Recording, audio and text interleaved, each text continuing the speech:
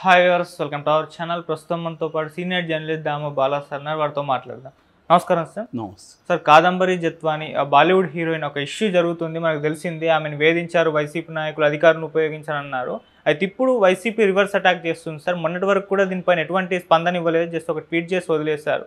అయితే ఇప్పుడు కుక్కల చంద్రశేఖర్ అనే వ్యక్తి బయటకు వచ్చి అసలు ఏం జరిగిందన్న తన వర్షన్ వినిపించారంట కదా, మరి వాళ్ళ వర్షన్ ఏ విధంగా ఉంది, మరి రెండింటిని కంపేర్ చేస్తే మీకేమనిపించింది సార్?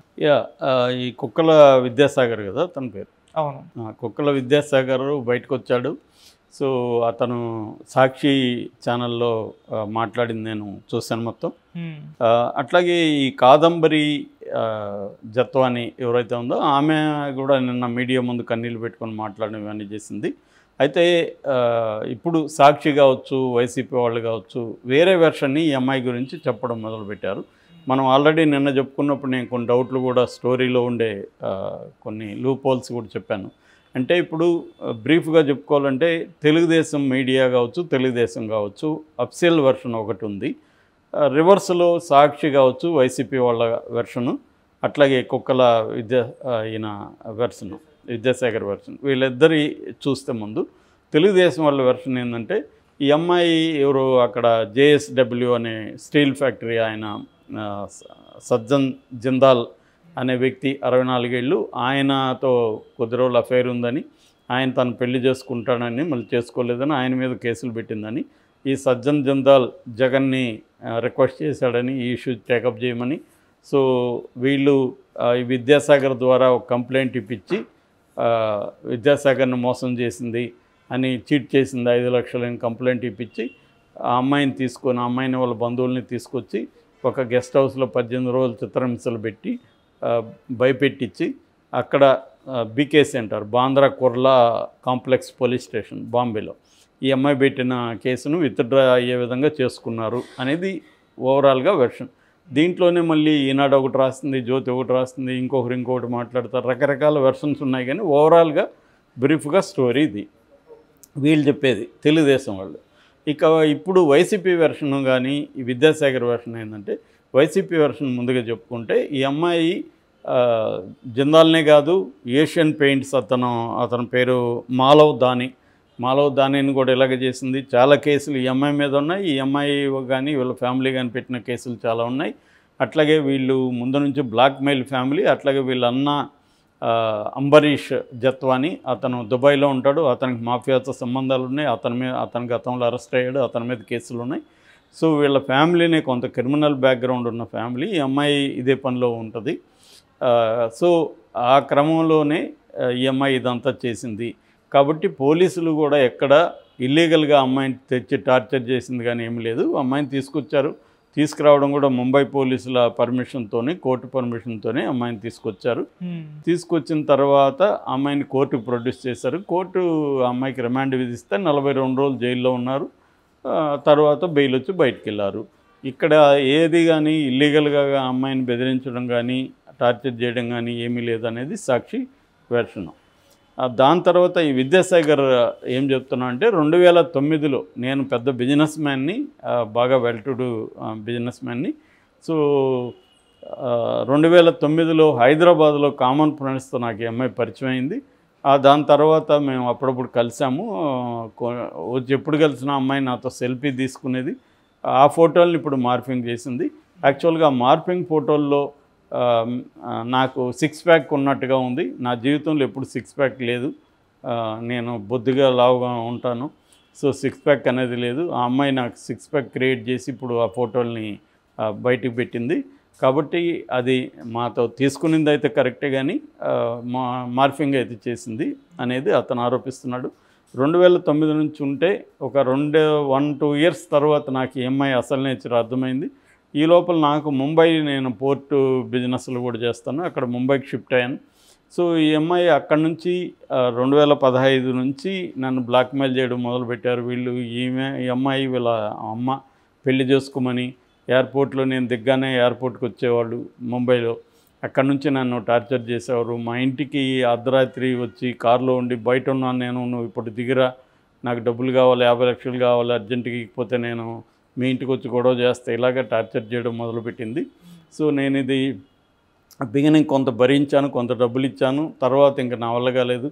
దాంతో నేను ఇంకా ఓపెన్ అప్ అవుదాం అనుకొని డిసైడ్ అయ్యి ఇక్కడ ఇబ్రహీంపట్నంలో మా నేటివ్ ప్లేస్ కాబట్టి అక్కడ కేసు పెట్టాను. సో నేను వైసీపీలో ఎప్పుడు లేను, నాకు వైసీపీకి సంబంధం లేదు, ఏ నాయకుడిని నేను అడగలేదు రికమెండేషన్. మామూలుగా లైక్ ఎనీ అదర్ విక్టిమ్ నేను వెళ్ళి కేసు పెట్టాను. సో వాళ్ళు ముంబైలో విచారిస్తే అక్కడ కూడా ఈ అమ్మాయి పైన కేసులు ఉన్నాయని తర్వాత తెలిసింది.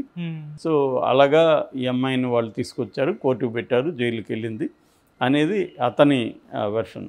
సో అట్లాగే సాక్షి ఇంకొకటి కూడా ఏం చెప్పిందంటే, వీళ్ళు ప్లాన్డ్గా తెలుగుదేశం వాళ్ళు తమ హామీల్ని నెరవేర్చకుండా పక్కదారి పట్టించడం కోసం ఏదో ఒక ఇష్యూని వైసీపీ వాళ్ళ మీద తీసుకొస్తున్నారు. సో ఇది కూడా అంతే, దీంట్లో ఏమీ లేదు, లీగల్గా అన్నీ లీగల్గా జరిగాయి తప్ప ఇదేం లేదు. ఈ అమ్మాయికి హనీ ట్రాపింగ్ వ్యవహారం వీళ్ళ ఫ్యామిలీలోనే. తను ఇంకోటి కూడా చెప్పాడు, ఈ అమ్మాయి డాక్టర్ అంటుంది కానీ ఒక్క పేషెంట్ని అన్న ఎప్పుడైనా ట్రీట్ చేసిందేమో అడగండి. ఆ అమ్మాయి పలానా కాలేజీలో చదువుతానంటుంది, అదంతా కూడా రాంగు. తర్వాత ఏమో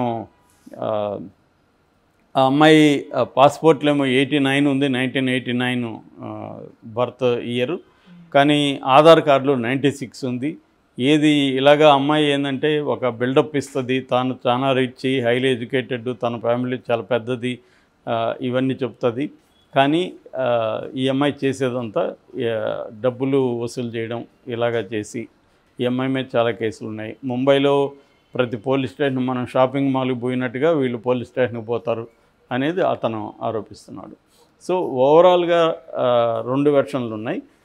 వైసీపీ వాళ్ళు చెప్పేది ఏంటంటే, ఈ తెలుగుదేశం వాళ్ళు కావాలని దీన్ని తీసుకొని నిన్న కూడా హైదరాబాద్ నుంచి మంచి సెక్యూరిటీతో అమ్మాయిని తీసుకెళ్ళి ఒక మంచి స్టార్ హోటల్లో పెట్టి అమ్మాయికి లీగల్ బృందం వెళ్ళి అమ్మాయిని ట్రైనప్ చేసింది. మీడియా ముందు ఎలా కన్నీళ్ళు పెట్టుకోవాలి, మీడియా ముందు ఎలా ప్రదర్శించాలి అవన్నీ చెప్పింది. అలాగే సిపిని కలిసినప్పుడు ఎలా మాట్లాడాలి, ఇవన్నీ ట్రైనింగ్ ఇచ్చి వాళ్ళు చేస్తున్నారు కావాలని అని చెప్తున్నారు. 2 వెర్షన్లలో కూడా నిజం కొంత ఉండే అవకాశం అయితే ఉంది. ఎందుకంటే ఇప్పుడు మనకే అన్ని డౌట్లు వచ్చాయి. సజ్జన్ జిందాల్ అనేవాడు $23 బిలియన్ వ్యాపారం అవుతుంది. మల్టీ కాంగ్లోమరేట్, మల్టీ కంపెనీస్ ఉన్నాయి అతనికి, కాంగ్లోమరేట్. అట్లాంటి వాడికి జగన్ అవసరం వచ్చాడా, ముంబైలో డీల్ చేసుకోలేకపోయాడా అనేది ఒక డౌటు. కానీ విద్యాసాగర్ అయితే నాకు ఆయన డైరెక్ట్గా చెప్పలేదు, కానీ వాళ్ళిద్దరి మధ్య ఏదో అఫైర్ నడిచినట్టుగానే అయితే కనిపిస్తుంది. లేదంటే అమ్మాయి అంత ఇప్పుడు ఎవరో వచ్చి నాతో ఫోటోలు దిగి నన్ను బ్లాక్మెయిల్ చేస్తే నేను ఎందుకు భయపడతాను? అంతే కదా. ఇప్పుడు ఎవరో వచ్చింది ఒక అమ్మాయి, నేను డైరెక్ట్ చేశాను సినిమా అంటే నాతో సెల్ఫీ దిగింది, ఆ తర్వాత దాన్ని మార్పింగ్ చేసి నేను భయపెడతానంటే నేను ఎందుకు భయపడతాను? ఎందుకంటే నేనేం తప్పు చేయలేదు, జస్ట్ ఫోటో తీసుకున్నాను. కాబట్టి విద్యాసాగర్ కూడా మొత్తం నిజాలు చెప్పట్లేదు మనకి క్లియర్గా. సో వీళ్ళిద్దరు మనకు అర్థమవుతుండేది ఏమంటే వీళ్ళిద్దరి మధ్య అఫైర్ నడిచింది.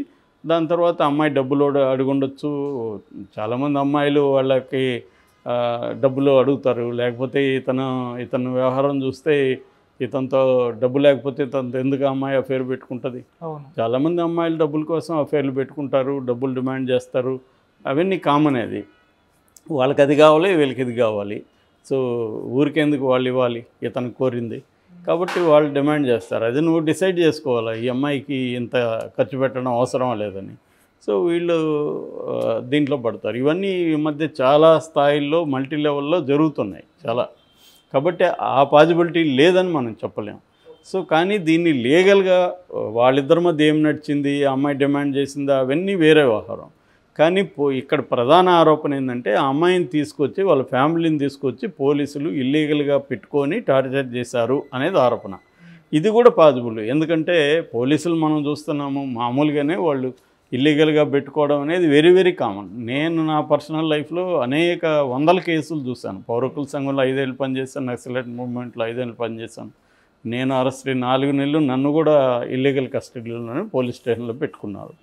కాబట్టి అట్లా నేను జైల్లో ఉన్నప్పుడు కూడా నెలల తరబడి పోలీస్ స్టేషన్లో ఇల్లీగల్గా ఉండి వచ్చిన వాళ్ళని నేను చాలామందిని చూశాను. సో ఖచ్చితంగా ఈ అమ్మాయిని ఇల్లీగల్గా వీళ్ళు ట్రీట్ చేస్తుంటారు. ఈ విద్యాసాగర్ చెప్పట్లేదు, కానీ జగన్కి చెప్పాడా లేకపోతే సజ్జలకి చెప్పారు ఎవరికైనా మనకు తెలియదు. కానీ కొంత డబ్బులు ఇతని దగ్గర డబ్బులు ఉంది కాబట్టి డబ్బులు ఇచ్చి ఉండొచ్చు. పొలిటికల్ కంటే కూడా డబ్బులే ఇంపార్టెంట్ పోలీసులకి. పొలిటికల్గా ఉంటే ఇంకా వాళ్ళు హర్ట్ అవుతారు, ఎందుకంటే వాళ్ళకి డబ్బులు పోతాయి కదా. ఈ మధ్యన మా ఫ్రెండ్ ఒక దొంగతనం కేసులో పెద్ద స్థాయిలో ఆఫీసర్తో రికమెండ్ చేస్తే వాళ్ళు అసలు పనే చేయలే, ఎందుకంటే వాళ్ళకి డబ్బులు పోయినాయి కదా. అందుకని డబ్బులే ఇంపార్టెంట్ పోలీసులకి. సో మనోడు డబ్బులు ఇచ్చి ఉండొచ్చు, ఇచ్చి ఆ అమ్మాయిని చేయమని ఉండొచ్చు. వీళ్ళు ఖచ్చితంగా ముంబైలో కూడా ఆల్రెడీ సజ్జన్ జిందాల్ అతనికి తన దగ్గర బిలియనియర్ కాబట్టి అతను కూడా డబ్బులు ఇచ్చి ఉండొచ్చు. సో ముంబై పోలీసులు కూడా ఆ అమ్మాయిని ఇచ్చేసి ఉండొచ్చు. సో ఆ అమ్మాయి విక్టిమా లేకపోతే ఆ అమ్మాయి హనీ ట్రాప్ వేసిందా, ఇవేవి కూడా ఈ వెర్షన్లో నుంచి మనం నిర్ధారణకు వచ్చే విధంగా లేదు. ఎవరి తెలుగుదేశాన్ని సానుభూతి పరలేమో ఈ వెర్షన్ నిజమని నమ్ముతారు, వైసీపీ సానుభూతి పరలేమో అదే నిజమని నమ్ముతారు. సో మనలాగా ఇండిపెండెంట్గా ఉన్నవాళ్ళు ఏది నిజమనేది మనకి తెలియని పరిస్థితి తప్ప దీంట్లో మనం ఏ రకమైన ఫ్యాక్ట్ ఫైండింగ్ చేయకుండా బయట ఈ న్యూస్లను పట్టుకొని మనం తేల్చలేము. కానీ ఇప్పటివరకైతే వీళ్ళ మధ్య అఫైర్ ఏదో నడిచింది. ఆ తర్వాత అమ్మాయి డబ్బులు అడిగి ఉండొచ్చు, ఇతను వీళ్ళిద్దరి మధ్య గొడవలు అయి ఉండొచ్చు. అది ఇంకొకటి కూడా చెప్పాడు అతను, ఈ అమ్మాయి వల్లనే నా కాపురం కూడా పోయింది, నా డైవర్స్ కూడా అయిపోయిందని. ఖచ్చితంగా వాళ్ళిద్దరి మధ్య అఫైర్ ఉంటుంది, అది వీళ్ళ ఇంట్లో తెలిసి ఉంటుంది, డైవర్స్ కూడా అయ్యే ఛాన్స్ ఉంది. ఇవి ఇవాళ విద్యాసాగర్కి ఈ అమ్మాయికే కాదు, చాలా కేసులు ఇలాంటివి వస్తున్నాయి, పెరుగుతాయి రాను రాను. Okay sir. సో ఇది నిష్పక్షపాతంగా విచారణలో తేలాలి. కానీ తెలుగుదేశం ప్రభుత్వం నిష్పక్షపాతంగా ఎందుకు వ్యవహరిస్తుంది? తనకు అనుకూలంగాను వైసీపీకి వ్యతిరేకంగా ఉండే విధంగానే ఇది వ్యవహరిస్తుంది. వాళ్ళు అప్పుడు అలాగే వ్యవహరించారు. సో ఇక్కడ ఎవరు నిష్పక్షపాతంగా దీంట్లో చేయాలంటే చంద్రబాబు ఎందుకు అనుకుంటాడు?